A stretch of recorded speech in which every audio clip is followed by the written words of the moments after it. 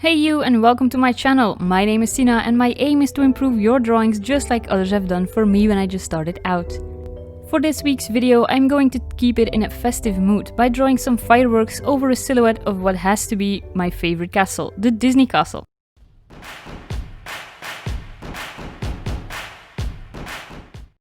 Before I start, I just want to wish you a happy new year. And okay, let's get started with this one.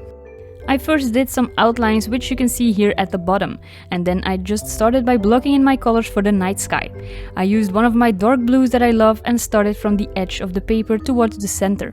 Now, unfortunately, the castle is very small and detailed where the towers are, so even though I did my best not to erase the outlines completely, I did smudge it some. Okay, maybe a lot, but not to worry, with pastels you can fix a lot. Then I took a lighter shade of blue and did the same thing. For my taste I found it a bit too bright, so I just darkened it up before blending it out. I used the blending tool for this to smooth everything out, and afterwards just pushed it a little bit more into my paper with my hands. To get a smoother transition between the two colors, I added some of the dark blue until I was happy. Then I decided to give this pinkish purple glow in the middle, so I added this beautiful color. You can shape this rather random as you are drawing the galaxy. There are no set rules for this. Blend this out again and push it into your paper. I know I'm going to repeat myself, but I swear by Pastel Matte from Clairefontaine. And I just read a book by a talented pastel artist, Lonneke Grimbergen. I'll put her Instagram in the description in case you want to check her out. Now I found out that Pastel Matte isn't sized with gelatine. That makes it a vegan paper. I'd say that's a nice bonus. By now I added some more colors to brighten it up, a little bit darker at the edges and a bit brighter for the inside. I also decided to darken up those corners with some black, just because it makes the drawing a little bit more dramatic. But that's it for your underlayer. Remember, this is a night sky and there are many colors possible, so pick whichever color makes you happy. For the fireworks itself, I just started with a white big dot in the center where the fireworks explode.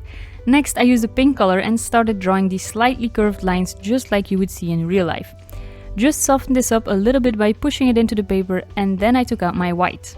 I just drew lines in between the pink ones I had already. I did this a few times until it was completely filled up. Make sure to vary your length to make it look natural. At the tip I just made the stroke a little bit bigger, and this is where fireworks tend to fizzle out. So after you blend this out a bit with your finger, it's less defined and more like real-life fireworks. And to finish this one, I added some more color in the center. I'm doing the same for the one on the left, only there I left the bright center in the middle out. I wanted to try this out and I'm really happy with how this looked. So here I just let my strokes start out of thin air and make a circle around it.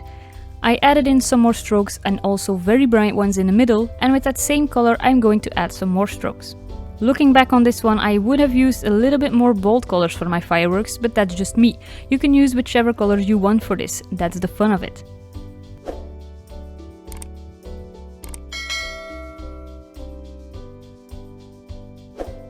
Then to add in the stars, I first used the blue and made small markings all over the sky.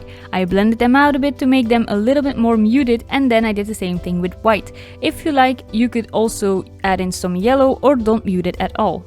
Another way to do these stars is by taking your pastel. I think a soft pastel would work best for this, and just hold it above your paper and go over it with a box cutter knife and sprinkle your stars that way.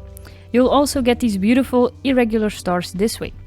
I just chose to add them in like this to make sure my stars weren't covering my fireworks, but maybe you have a better aim than me. And now you're almost at the final stages. Remember how I said that some of the detail of my castle were lost when I added sky? If you look at this now, you can clearly see what I mean. So I just went back in to draw that outline again. I used a very light pastel to do this, which will be easy covered by the black. If you want to make this easy on yourself, you could draw the castle and then cut it out. If you then tape it on your paper, you could be as wild with the sky as you would like without erasing your castle. But everything is much easier when you think about it afterwards, of course. Then the castle itself isn't so difficult. Basically you could just color it in completely black and that would work. I decided to do this, but use grey to add some highlights to shape some of the structures of the castle. This way it has a little bit more depth. Where I want it to be very light, I don't use black, but I use grey immediately. Other parts I just go over the black with the grey to give it a little bit definition. I actually had a lot of fun making this drawing. I'm used to drawing in a very realistic style and this was quite refreshing for a change. Don't be afraid to mix it up sometimes. It never hurts to try new things, and when you get back to the thing that makes you the happiest, you'll enjoy it even more. And for the final touches, I'm just going to add these small bouquet circles. I mix up my colors and sizes. This little touch gives the drawing a fun and happy look, perfect for the ending of one year and on to the next one.